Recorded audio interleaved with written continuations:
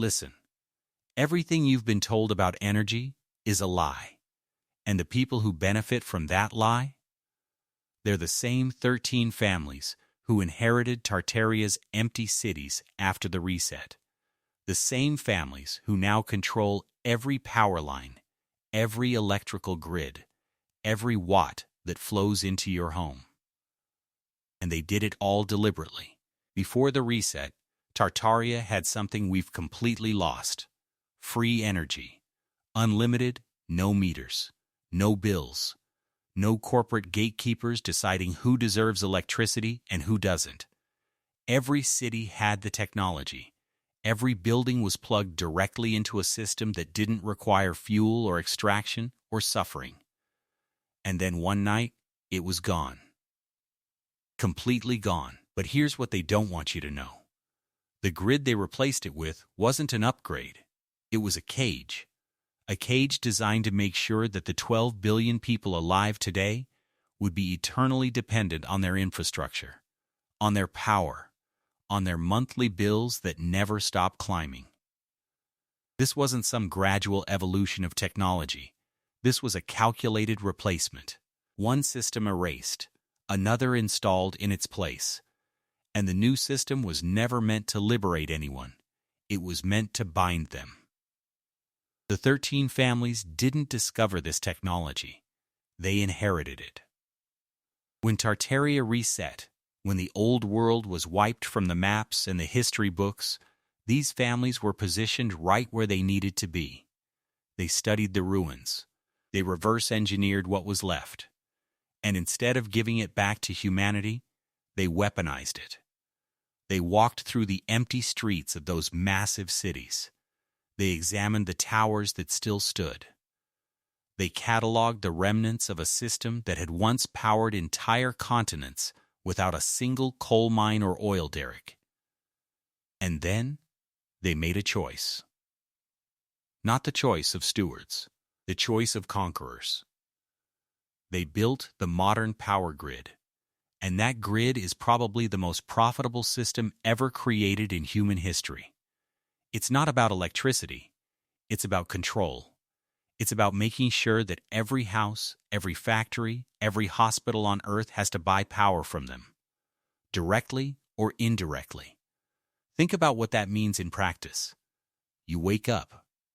You turn on a light. You charge your phone. You run your refrigerator. Every single one of those actions sends money upward through a chain of companies that all, at the highest levels, answer to the same bloodlines. There is no escape hatch. There is no public option that truly belongs to the public. There is only the grid.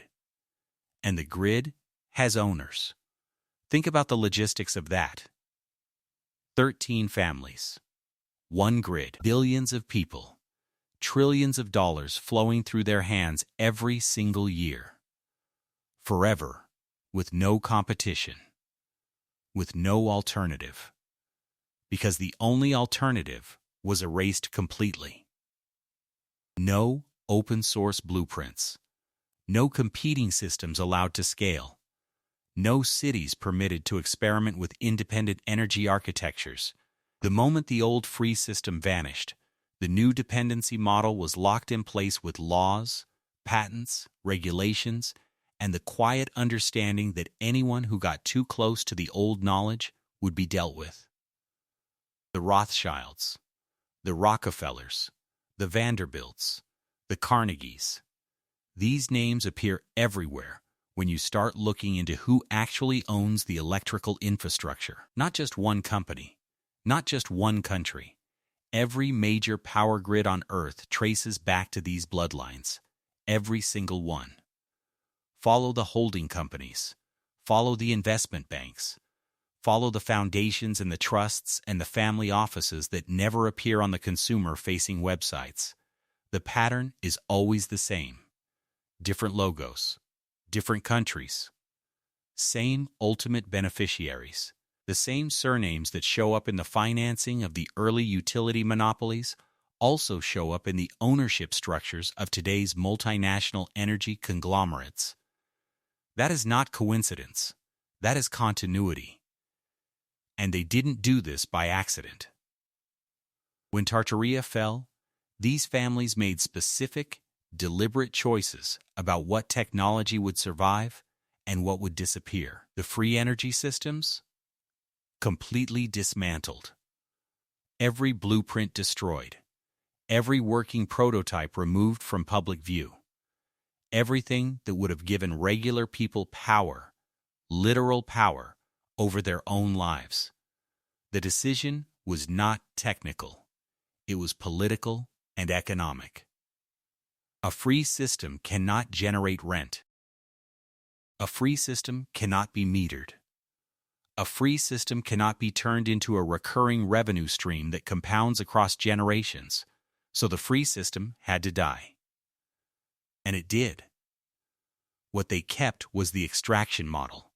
Coal, oil, natural gas, systems that required a constant supply chain, systems that created dependency, systems that meant someone, somewhere had to suffer for your electricity, a miner working in dangerous conditions, a rig operator in the middle of the ocean, environmental devastation you never see on your bill. The beauty of the extraction model, from their perspective, is that it never ends. You always need more fuel. You always need more infrastructure. You always need more capital. And every time the price of that fuel rises, the bill on your kitchen table rises with it. The suffering is distributed. The profit is concentrated. The Tartarian cities were designed differently. I've studied the architecture, the original photographs before they were erased. Every building was connected to a central system. Not a grid of power lines stretching across miles of landscape. A unified, local, free system in every city. Free energy, literally everywhere, built into the infrastructure itself. Look at the old photographs of those star forts and the massive stone buildings with their strange towers and copper elements. The geometry was not decorative. It was functional. The buildings themselves were part of the energy architecture. They did not pull power from distant plants. They participated in a local field that required no continuous extraction. That is why the cities could be so dense and so grand without the industrial scars we accept as normal today. The energy was already there. They simply knew how to work with it. But once the 13 families consolidated control, they made sure that would never happen again. They wrote new laws. They created new standards. They made it illegal in most countries to experiment with the technology that would have given us back what we lost. Off-grid power is still illegal in many places. Solar panels, wind turbines, anything that reduces your dependence on the grid they control, regulated, taxed, restricted, even the green alternatives are forced to plug back into the same centralized system. You can generate a little power on your roof, but the moment you try to live completely outside their infrastructure, the permits, the inspections, the connection fees, and the legal barriers appear. That is not an accident of bureaucracy. That is the system protecting itself. That's not coincidence. That's strategy. The power companies claim they need to charge you because power is expensive to generate, transmit, and maintain. But that's only true if you're using the extraction model. Oil, coal, gas, if you were tapping into the same system Tartaria used, cost would be near zero. The resource is free. The transmission is free. The maintenance would be minimal. The entire cost structure of modern electricity is an artifact of the decision to reject free energy. Once you accept that decision as inevitable, the high prices look reasonable. Once you question the decision, the prices look like what they are, tribute paid to the owners of the only allowed system. Instead, you pay. Every month. For eternity. And that money flows upward through a system of subsidiaries and shell companies and offshore accounts until it reaches the people who actually own the grid. The 13 families who decided your fate 200 years ago when they chose profit over people. The average household never sees the full path of that money. It disappears into rate cases and regulated returns and bond issuances and holding company dividends. But the destination is consistent. The same family networks that financed the first major utility consolidations still sit at the top of the ownership pyramid. Your monthly payment is not a fee for a service. It is a tax paid to a private aristocracy that never had to ask for your consent. Here's the part they really don't want you thinking about. Those blueprints didn't disappear because they were wrong or dangerous. They disappeared because they worked too well. They worked so well that they threatened to collapse the entire economic system these families had built. Free energy means no power companies, means no utility bills, means billions of people suddenly with extra money in their pockets and nothing to spend it on in the rigged system they'd created. It means the end of energy as a control mechanism. It means the end of the ability to price people out of light and heat and communication. That level of independence could not be allowed. So the knowledge was buried. The patents were locked. The researchers who got too close were silenced or absorbed. And the public was taught that free energy is a fantasy, a fringe belief, a mark of the unserious. That couldn't be allowed to happen. The grid you're plugged into right now wasn't built because it's the best option. It was built because it's the most profitable option. For them, and the technology to do better, the technology that was already proven and perfected before the reset, that's being kept from you not because it's impossible, but because it's too powerful. Every time a new inventor claims to have rediscovered some form of ambient energy or over-unity device, the pattern repeats. The claims are dismissed. The inventors are ridiculed or ruined.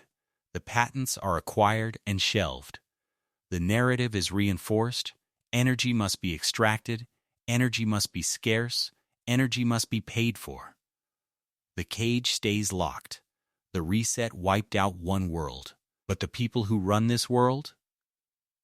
They made sure to keep the blueprints for control. And that's the grid you're living under right now. Every time the lights come on in your house, you are participating in a system that was designed from the foundation up to keep you dependent. The dependency is the product. The electricity is only the delivery mechanism. And the 13 families who inherited the empty cities of Tartaria have never stopped collecting the rent on that dependency. They never will. Not until the people living under the grid finally understand what was taken from them and what is still being withheld.